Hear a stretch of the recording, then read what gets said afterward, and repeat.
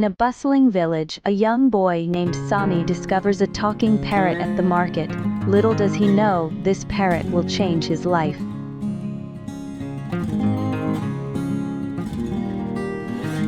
Sami eagerly teaches Coco funny phrases, reveling in their shared antics.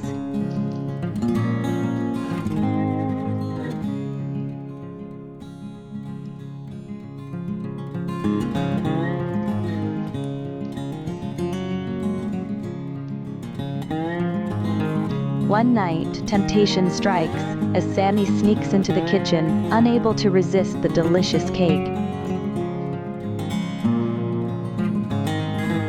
The next morning, Sami's mother discovers the mess, leading to a humorous confrontation.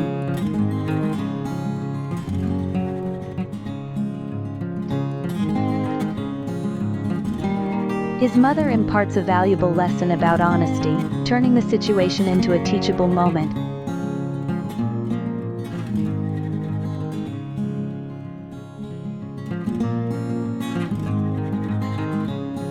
From that day on, Sami learns the value of honesty, while Coco becomes the village's favorite gossip.